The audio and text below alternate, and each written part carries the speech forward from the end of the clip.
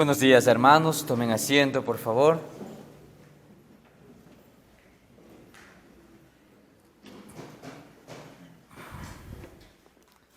¿Estamos preparados para escuchar la palabra de nuestro Dios?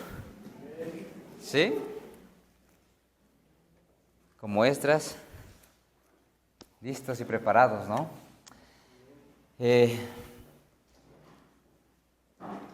Como nuestro hermano Juvenal dijo, nuestro pastor Danilo hoy no se encuentra con nosotros, fue invitado a compartir con la iglesia Emanuel de Salinas de aquí abajo nomás, ¿sí?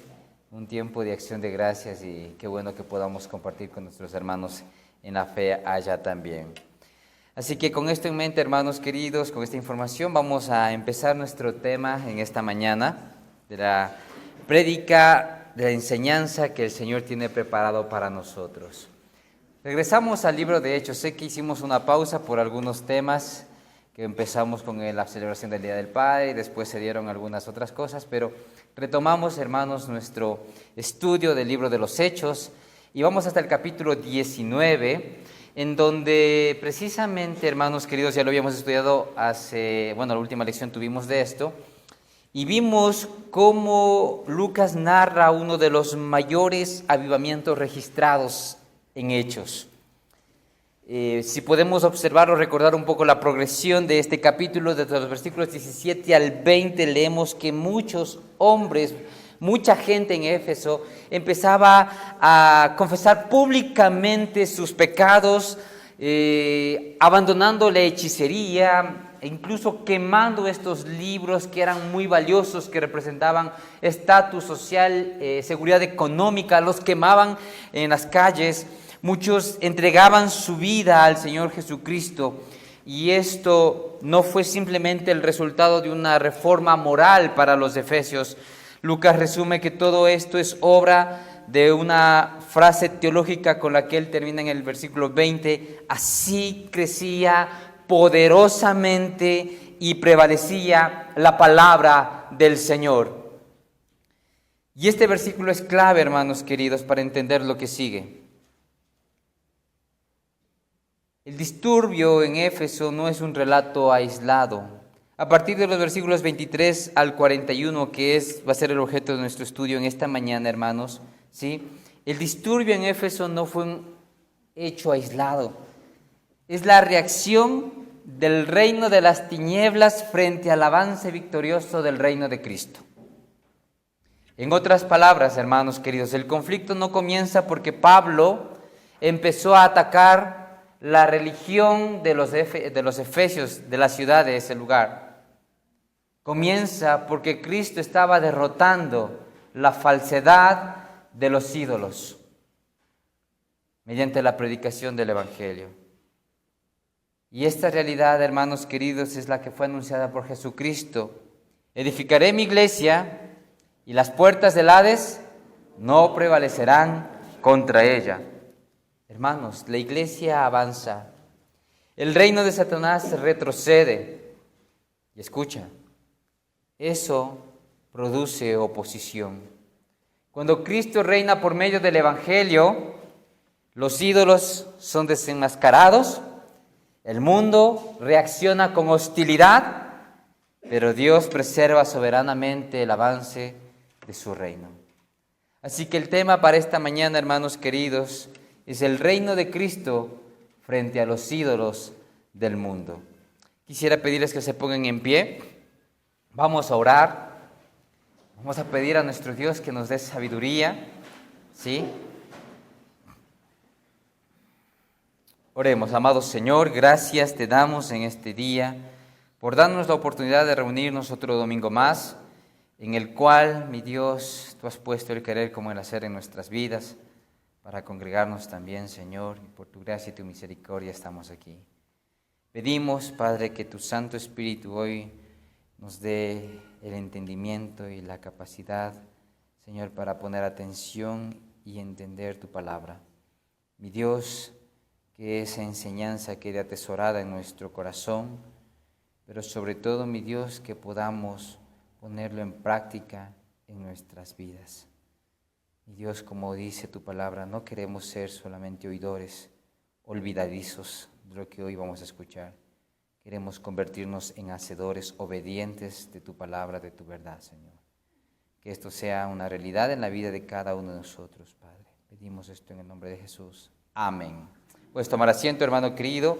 Así que vamos a comenzar con nuestra enseñanza y vamos a ir a la lectura del capítulo 19 de Hechos y vamos a leer desde el versículo 23 al 27, en donde el primer punto que vamos a analizar esta mañana es: el reino de Cristo expone la falsedad de los ídolos. Versículos 23 al 27 de Hechos 19 dice: hubo por aquel tiempo un disturbio no pequeño acerca del camino, porque un platero llamado Demetrio, que hacía de plata templecillos de Diana, daba no poca ganancia a los artífices, a los cuales, reunidos con los obreros del mismo oficio, dijo: varones, sabéis que de este oficio obtenemos nuestra riqueza. Pero veis y oís que este Pablo, no solamente en Éfeso, sino en casi toda Asia, ha apartado a muchas gentes con persuasión, diciendo que no son dioses los que hacen con las manos. Y no solamente hay peligro de que este nuestro negocio venga a desacreditarse, sino también que el templo de la gran diosa Diana sea estimado en nada, y comience a ser destruida la majestad de aquella a quien venera toda Asia y el mundo entero. Hasta aquí vamos a ir leyendo y analizando poco a poco. Como les dije, hermanos, el reino de Cristo expone la falsedad de los ídolos. Este Pablo dice aquí en este relato, ha persuadido a mucha gente. Lucas comienza mostrando, hermanos queridos, a Demetrio. ¿Quién era este Demetrio? Es importante entender por qué Lucas usa o menciona a este hombre. Este no era un sacerdote del templo de la diosa Diana. No era un hombre que veía confrontada su fe, su religión. No era un hombre que estaba ofendido quizás porque estaban diciendo que Diana no era un dios. Demetrio era un empresario. Pon atención a esto. Demetrio era un empresario. Y esto es importante porque la idolatría siempre produce ganancias a alguien. Siempre es así. Hermanos queridos, tomemos en cuenta esto. Demetrio fabricaba pequeños santuarios de Diana, conocida también como Artemisa. Su riqueza, escucha, dependía del engaño espiritual de las personas. Y esto es algo que tú puedes ver hoy en día también. La idolatría produce ganancia. Por ejemplo, hay gente que vive esclava del alcohol. Y tenemos todos estos lugares en donde venden las licorerías. Y si llegado al caso la gente deja de consumir alcohol, ¿qué va a pasar? Esta gente de aquí no va a quejarse simplemente porque los cristianos o el mundo se está volviendo cristiano o está dejando el alcohol, sino porque sus ganancias están siendo afectadas. Pensemos de esta manera, ¿cuál era el panorama, la realidad, el contexto en esta ciudad en este momento? ¿Cuál fue el problema? ¿Sí?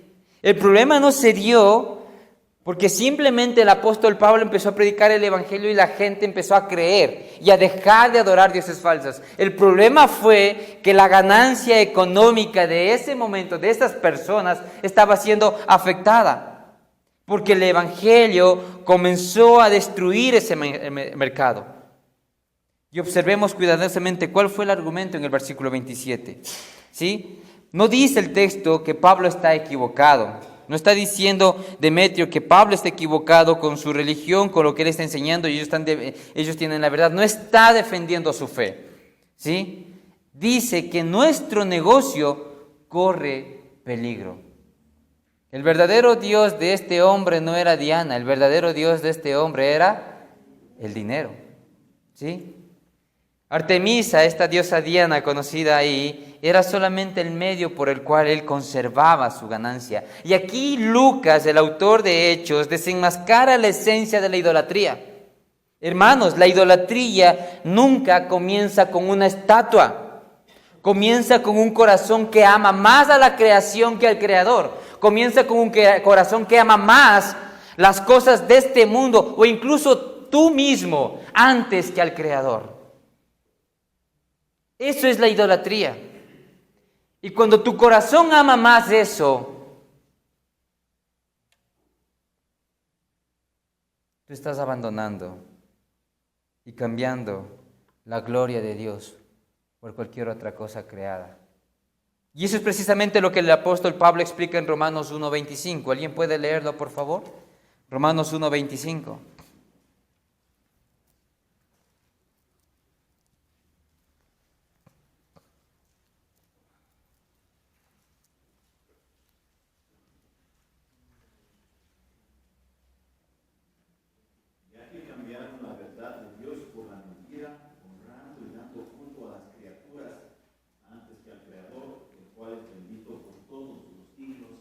Amén. Eso es lo que hace, hermanos, un corazón que ama más la creación que al Creador. Juan Calvino escribió lo siguiente: el corazón del hombre es una fábrica perpetua de ídolos. Y entendamos una cosa importante, hermanos. La idolatría es el resultado de la depravación total en el corazón del hombre por causa del pecado. Significa que el pecado ha corrompido todas las áreas de su ser, incluida su adoración. Y sin la gracia regeneradora, el hombre siempre va a sustituir al Creador, hermanos, por alguna criatura, o por algún objeto, por alguna situación o deseo que él tenga. Sin la gracia redentora, hermanos, el hombre está perdido. Y Lucas quiere que nosotros comparemos estos dos reinos aquí en este relato. Artemisa o la diosa Diana, escucha, necesitaba a los hombres que defendieran su honor. Es lo que está ocurriendo aquí con Demetrio y todos esos empresarios que se reunieron para exponer esta causa y decir nuestro negocio está en riesgo, ¿no? Porque la gran diosa Diana, la cual venera todo el mundo, como ellos dicen, ¿no?, está siendo desestimada por la predicación y el mensaje de este hombre Pablo, y muchos están creyendo y estimando en nada la gloria de este templo, dicen ellos. Un ídolo siempre necesita que los hombres le defiendan. Cristo, hermanos queridos, no necesita defensores. Él sostiene el universo con la palabra de su poder. Los ídolos dependen de los hombres, hermanos queridos. Los ídolos dependen de los hombres. Cristo sostiene a los hombres. Entonces, con este texto, con este inicio, en este relato, vemos, hermanos, cómo el reino de Cristo expone la falsedad de los ídolos y cómo su verdad también desenmascara toda esta realidad del corazón que existe en el hombre caído a causa del pecado. Y aquí viene una pregunta para nosotros, como creyentes. ¿Está ocupando hoy el trono de tu corazón, sí? Algo está ocupando hoy el trono de tu corazón que solo le pertenece a Cristo. Piensa en esto por un momento. ¿Qué es lo más importante para ti hoy en tu vida? La respuesta a esto, teológicamente hablando y prácticamente hablando, es esto: es Dios. ¿Pero es verdad eso? ¿Dios ocupa el primer lugar en tu vida? ¿Él está sentado en el trono de tu vida?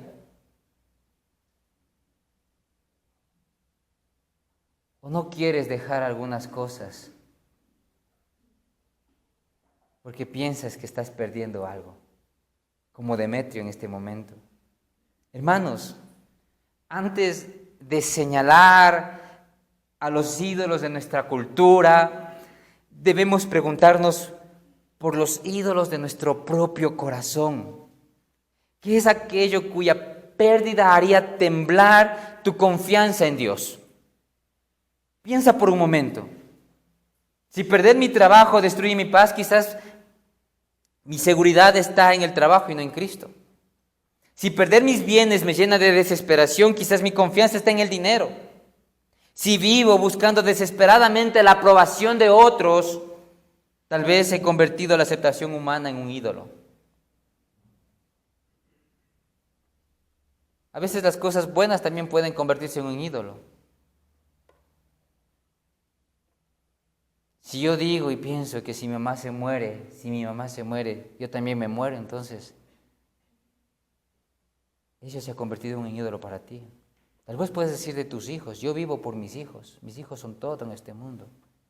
Son cosas buenas, por supuesto, que Dios nos ha dado ahí, pero si eso está ocupando el primer lugar en tu vida, entonces eso se ha convertido en tu ídolo.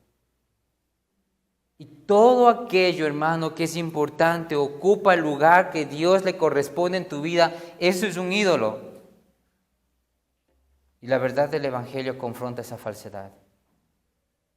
Y muchas veces nosotros podemos tomarnos y ponernos en la posición como este hombre Demetrio y empezar a buscar alguna situación para justificar o verle no tan malo, ¿sí?, y conservar aquello que aún amamos, pero que se ha convertido en un ídolo y que nada tiene que ver con la verdadera adoración a Dios. Hermanos queridos, la gracia de Dios no solamente nos perdona de la idolatría, también comienza a destruirla. Cada vez que Cristo ocupa el primer lugar en nuestro corazón, un ídolo pierde el control en nosotros. Así que, hermanos queridos, este punto es importante para nuestra vida en la aplicación de este texto. Nosotros somos aquellos del camino. Como dice en el versículo 23, fue la primera vez o la segunda vez que se nombra precisamente al Evangelio, a los que siguen, a los creyentes, a los discípulos de Jesús como los del camino. Si tú has escogido este camino, si tú has entrado por esa puerta estrecha, por ese camino angosto, si tú eres un seguidor de Cristo, el Evangelio empieza a destapar la falsedad de los ídolos que puedan haber en tu corazón. Pero aquí el punto no está simplemente en saber esto, está aquí. El punto está en que tú empieces a poner a Cristo en el lugar que le corresponde en tu vida. En el lugar que le corresponde en tu vida. Cristo no es el segundo lugar, Cristo no es el tercer lugar, no es cuando lo necesito solamente, es todo el tiempo. Y tú tienes que aprender eso, una disciplina espiritual en tu vida. Porque si no, hermanos queridos, estaríamos también nosotros en esta misma reunión de este tal Demetrio con estas personas, buscando la manera, ¿sí?, de conservar aún aquello que nuestro corazón ama más que el Creador. Ese es el primer punto, hermanos queridos. Vamos al segundo punto, vamos a los versículos 28 al 34, ¿sí?, de nuestro estudio en esta parte. La historia continúa porque cuando el versículo 28 dice: cuando oyeron estas cosas, se llenaron de ira y gritaron diciendo: grande es Diana de los Efesios. 28 al 34, por favor, ¿sí? Y la ciudad se llenó de confusión, y a una se lanzaron al teatro, arrebatando a Gayo y a Aristarco, macedonios, compañeros de Pablo. Y queriendo Pablo salir al pueblo, los discípulos no le dejaron. También algunas de las autoridades de Asia, que eran sus amigos, le enviaron recado rogándole que no se presentase en el teatro. Unos pues gritaban una cosa y otros otra, porque la concurrencia estaba confusa y los más no sabían por qué se habían reunido. Y sacaron de entre la multitud a Alejandro, empujándole de los judíos. Entonces Alejandro, pidiendo silencio con la mano, quería hablar en su defensa ante el pueblo, pero cuando le conocieron que era judío, todos a una voz gritaron casi por 2 horas: grande es Diana de los Efesios. Hermanos queridos, el segundo punto que podemos estudiar y entender aquí es: el rechazo al Evangelio muestra un corazón esclavo del pecado. ¿Qué pasa ahora? Lucas ahora dirige nuestra atención hacia la multitud. Después de enfocarse en este grupo de hombres que empezaron todo este disturbio, el complot, ¿sí?, nos enfocamos a la multitud y todo se convierte en un caos, dice la Escritura. Hay gritos, confusión, violencia. Sin embargo, Lucas añade un detalle extraordinario. En el versículo 32 dice que la mayoría no sabía por qué se había reunido. ¿Sí notaron este detalle ahí? Una gran multitud, levantada por estos hombres empresarios que estaban viendo afectadas sus ganancias porque ya no vendían estos artilugios que ellos hacían con sus manos, ¿sí? Incitaron a la multitud y la multitud estaba ahí agolpada y muchos dicen no sabían por qué estaban ahí, no, ¿cuál es la razón? Pues este versículo, hermanos queridos, en el versículo 32 resume la condición espiritual del hombre sin Cristo. Está espiritualmente muerto. El hombre sin Cristo está muerto, ¿sí? Y reacciona gritando, se enfurece, no entiende la verdad, ¿sí? Se opone. Y como dice el texto, durante 2 horas gritaron: grande es Diana de los Efesios. Ellos no presentan evidencia, simplemente repiten consignas. La idolatría, hermanos queridos, siempre sustituye la verdad por la propaganda. Aquí la Escritura describe, hermanos queridos, la incapacidad espiritual del pecador, del hombre natural, ¿sí? Porque el hombre natural no puede discernir las cosas del Espíritu de Dios. Mira lo que dice 1 Corintios 2:14. Si alguien lo tiene, puede ayudarme a leer, por favor.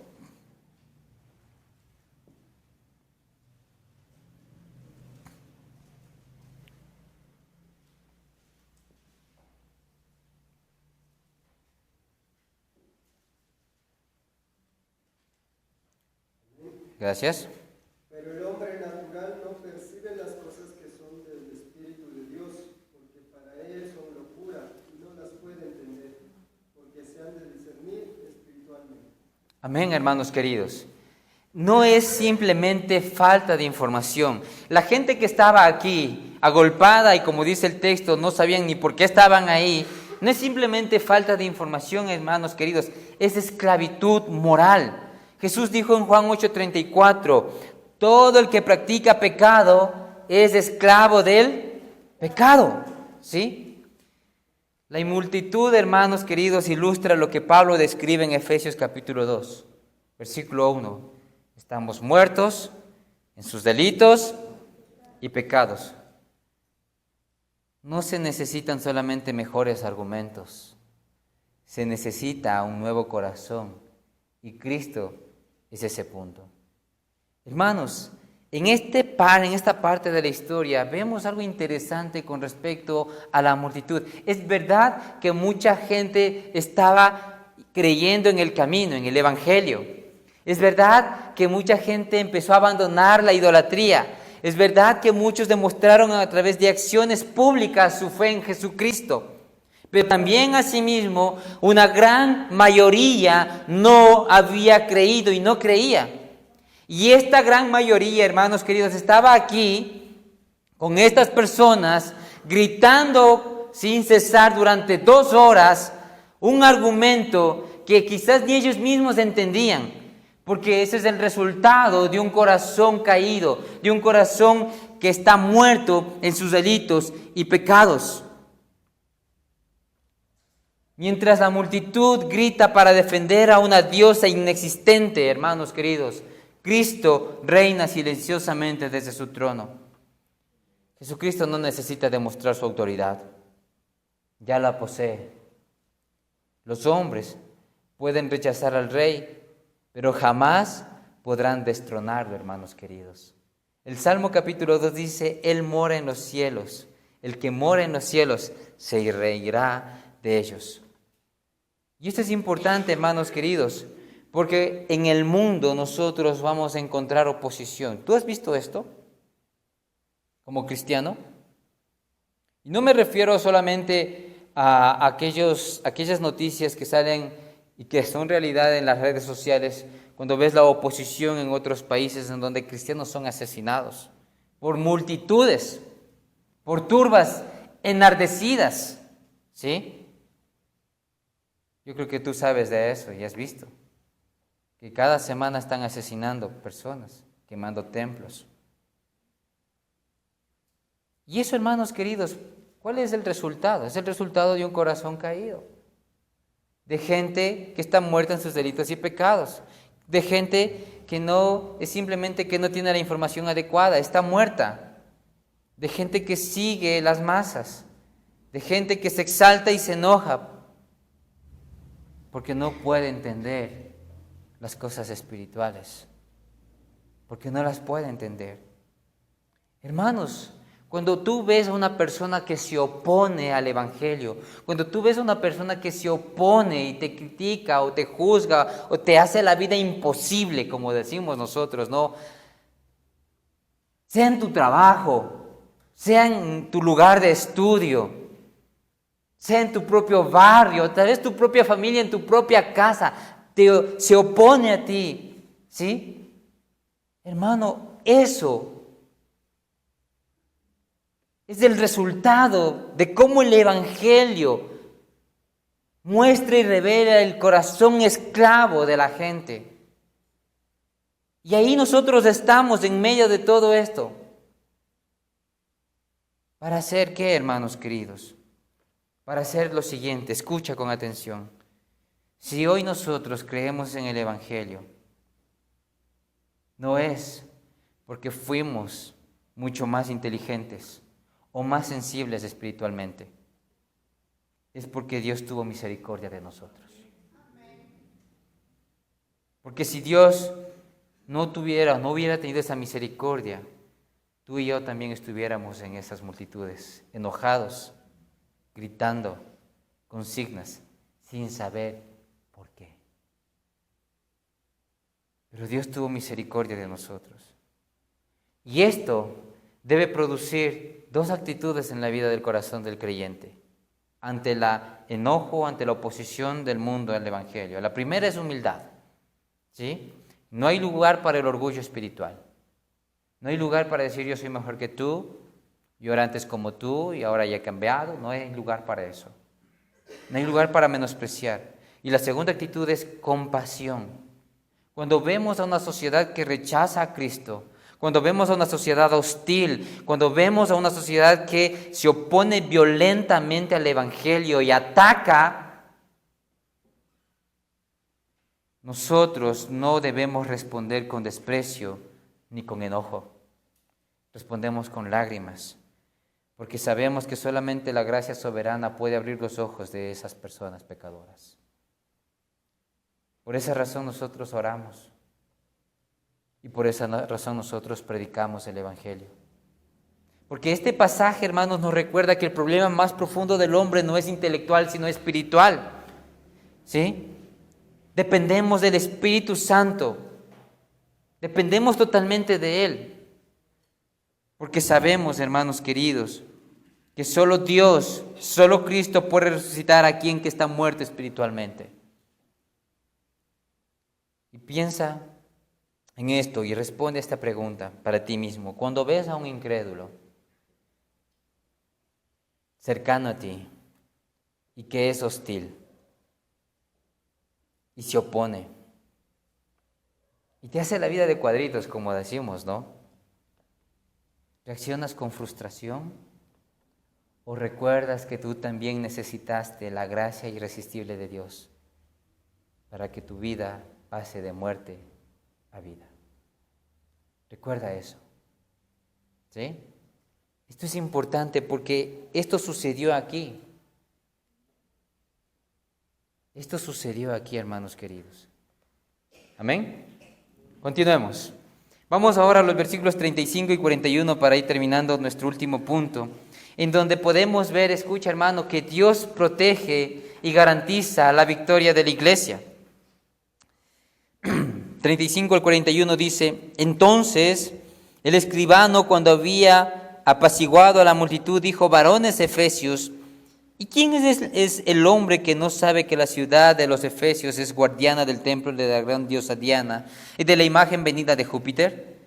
Puesto que esto no puede contradecirse, es necesario que os apaciguéis y que nada hagáis precipitadamente, porque habéis traído a estos hombres sin ser sacrílegos ni blasfemadores de vuestra diosa, que si Demetrio y los artífices que están con él tienen pleito contra alguno, audiencias se conceden y procónsules hay, acúsense los unos a los otros. Y si demandáis alguna otra cosa, en legítima asamblea se puede decidir, porque peligro hay de que seamos acusados de sedición por esto de hoy, no habiendo ninguna causa por la cual podamos dar razón de este concurso. Y habiendo dicho esto, despidió a la asamblea. Hermanos, Dios protege y garantiza la victoria de su pueblo. Aquí ocurre algo sorprendente. Pablo no habla. Recuerden que él intentó entrar donde estaba esta multitud para tratar de defender o ayudar o aclarar las cosas. No le permitieron hacerlo. Y esto tiene mucho sentido porque la gente estaba loca, ¿no? ¿Qué hubiera pasado? Pues tal vez hubieran agredido a Pablo, hubiera muerto, no sé, bueno, cualquier cosa. No le dejaron entrar. Pero aquí algo ocurre, como dije, algo muy sorprendente. Pablo no habla. Tampoco aparece un ángel para rescatar a aquellos que habían sido tomados, los acompañantes de Pablo. Como ha sucedido en otros relatos, como sucedió con Pedro, como sucedió en el Antiguo Testamento, cuando estos 3 hombres fueron lanzados de este horno de fuego. No apareció un ángel para rescatarlos. No ocurre un milagro visible. No desciende fuego del cielo. ¿Sabes lo que pasa? Dios usa a un funcionario pagano. El versículo 35 lo dice. Este escriba o este secretario de la ciudad calma a la multitud y recuerda que no existe delito alguno. Y este hombre disuelve la asamblea que se había reunido. Desde una perspectiva humana podemos pensar que este hombre estaba tomando decisiones políticas importantes, porque como él dice, había un peligro de que Roma, el imperio que tenía el control de eso, acuse a los ciudadanos de sedición y llegue a un destacamento o todo un ejército para poner el orden por la fuerza, acusándoles de rebelión. Y obviamente este político estaba en riesgo también su empleo, ¿no? Su posición, porque si eso ocurría, había un nuevo régimen, nuevas autoridades y este iba a ser desplazado. Entonces este hombre pone rápido en orden las cosas y toma una decisión política importante. Les dice, ¿saben qué? No hay ninguna ofensa, no hay ningún delito, ¿sí? El pleito no es entre toda la ciudad y Pablo, el pleito es entre Demetrio, esos artífices y él. Y si tienen algún asunto, ahí hay jueces, hay asambleas, hay todas esas cosas en donde se puede decidir. Nosotros al pueblo dijo, vamos a nuestras casas y estemos tranquilos porque podemos poner en riesgo la estabilidad de nuestra ciudad. Una decisión política astuta y audaz, sí, en ese momento. Y desde una perspectiva humana puede ser eso, ¿no? Pero Lucas quiere que veamos algo más profundo, la mano invisible de Dios gobernando incluso los acontecimientos ordinarios. Estamos hablando de la providencia divina. La Confesión de Fe de Westminster define la providencia divina como la obra por la cual Dios sostiene, dirige, dispone y gobierna todas las criaturas y todos los acontecimientos conforme al consejo de su voluntad. Y esto es exactamente lo que vemos aquí. Dios protegió a su iglesia. Dios protegió a estos creyentes, incluso la vida del apóstol Pablo. Y no lo hizo, hermanos, mediante un acto sobrenatural como lo hemos podido ver en las otras partes. Él lo hizo usando a un hombre pagano, a una autoridad política ahí. Así de simple. ¿Por qué, hermanos queridos? Porque Él gobierna, porque Él sostiene y dirige y dispone a todas las criaturas y todos los acontecimientos conforme al consejo de su santa voluntad, hermanos queridos. Cristo protege a su iglesia sin que los creyentes siquiera comprendan completamente cómo lo hace. Nada ocurre por casualidad. El Rey exaltado gobierna la historia. Y déjame decirte esto, hermano querido. Si tú estás sintiendo hostilidad de cualquier manera, déjame decirte, hermano querido, que tú puedes estar tranquilo y seguro. Porque Dios gobierna, Cristo gobierna, incluso sobre la vida de esas personas que son hostiles, que se oponen. Sobre la vida de Satanás mismo y todas sus huestes autoridades y sus huestes espirituales. La autoridad de todos ellos es Dios, es Cristo.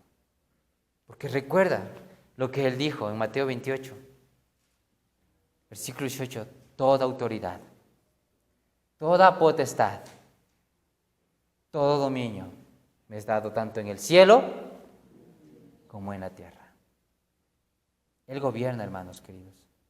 Y demostró, y lo hemos demostrado aquí, ¿quién iba a contener una turba así? Fue solamente un hombre. No le dejaron hablar a otro hombre por ahí. Gritaron durante 2 horas. Pero este hombre llegó y apaciguó a la multitud. Con una decisión política, humanamente viendo. Pero ahí estaba la provisión de Dios. Proverbios 21:1 declara: como canales de agua es el corazón del rey en la mano del Señor. Él lo inclina donde quiere. Puede ser que esas personas sean más importantes, más fuertes, hermanos queridos. Puede ser que tengan más poder, más autoridad sobre ti, pero aún sobre la vida de esa persona, Dios la gobierna y Él puede inclinar su corazón a donde Él quiere. Así que si tú sientes esto, hermano, donde sea que tú te encuentres, hostilidad, persecución, violencia quizás, puedes tú estar tranquilo, porque aún ahí, en este lugar y sobre esas personas, Dios gobierna. Este funcionario en esta historia creía estar preservando el orden público, en realidad está cumpliendo el decreto eterno de Dios, hermanos queridos. El verdadero protagonista de este relato nunca fue Pablo, fue Cristo. El mismo Cristo que prometió: yo edificaré mi iglesia. Él no dijo yo intentaré, Él dijo edificaré. El avance del reino no depende de circunstancias favorables, hermanos, ¿sí? Depende del Rey soberano. Quizás algunos de ustedes, como les dije antes, estén atravesando circunstancias que no entienden. Problemas familiares, una enfermedad, dificultades económicas, conflictos en el trabajo, oraciones que parecen no tener respuesta. Desde nuestra perspectiva, hermanos, muchas veces todo parece desfavorable, todo parece desordenado. Así también debió sentirse la iglesia en Éfeso en ese momento, cuando la multitud gritaba y el caos llenaba la ciudad. Pero mientras los creyentes probablemente experimentaban temor, agonía, quizás angustia, Dios ya estaba gobernando cada detalle. Nada escapó de sus manos, hermanos queridos, y nada escapa de sus manos, aún en tu vida hoy. Eso ocurre con nosotros también. Así como pasó en Éfeso, también pasa hoy. Muchas veces Dios no obra mediante milagros extraordinarios, obra mediante su providencia ordinaria. Pero mientras, hermanos queridos, la providencia de Dios no significa que siempre entendamos su plan. Significa que podemos descansar porque Él nunca pierde el control. Cristo sigue gobernando su iglesia y también gobierna tu vida.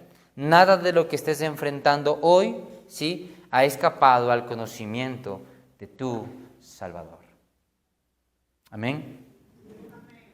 Piensa en esto, hermano querido. ¿Estás descansando en la providencia de Dios o estás intentando controlar aquello que solamente Cristo puede gobernar? Piensa por un momento en esto. ¿Sí? La conclusión para esto, para terminar, hermanos queridos, quizás hoy el Espíritu Santo ha mostrado algún ídolo escondido en tu corazón. Tal vez eso ocurrió hoy. ¿Qué está ocupando? ¿O a qué estás amando más en este momento? Piensa en eso. Tal vez sea tu propio orgullo, ¿no? Te ofendieron y estás resentido. Eso es un pecado de idolatría, porque te estás poniendo en primer lugar a ti, cuando la Escritura dice que debemos de anteponer a los otros y a Dios primero. Tal vez hay una actividad específica que quizás aún ni tu propia esposa o esposo sabe que tú estás haciendo. Y no lo quieres dejar porque te da satisfacción, porque te complace. Algo que solamente tú y Dios lo saben. Pero hoy Dios ya ha demostrado que eso es un ídolo que tú tienes que dejar. Porque si tú eres del camino y conoces la verdad, tú sabes claramente que nada puede ocupar el primer lugar en tu vida, sino solamente Dios. No intentes solamente reemplazar ese ídolo por otro. No confíes en tu propia prudencia, no confíes en tu propia fuerza tampoco para derribarlo. La respuesta bíblica no es solamente abandonar los ídolos, sino volver nuestros ojos a Cristo. Y eso es lo que tienes que hacer hoy. Cuando Él ocupa el lugar supremo en nuestros afectos, los ídolos comienzan a perder su atractivo.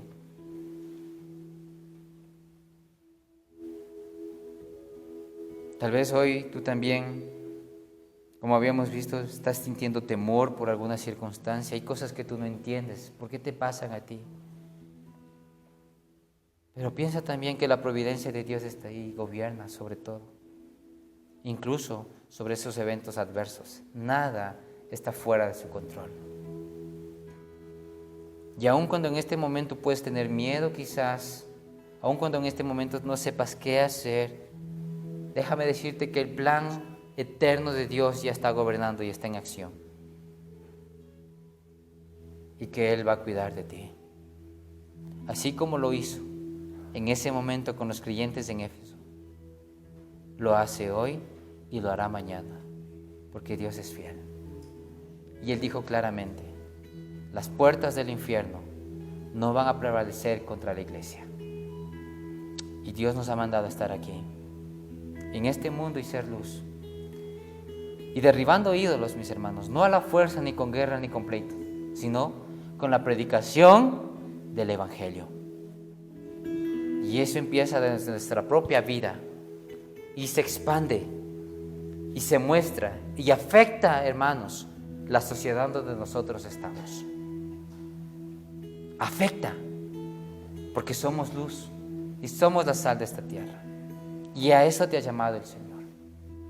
Pero cuando eso ocurre, va a haber hostilidad. Y esa hostilidad puede empezar desde tu propia casa, tu trabajo, tu lugar de estudio, en todas partes.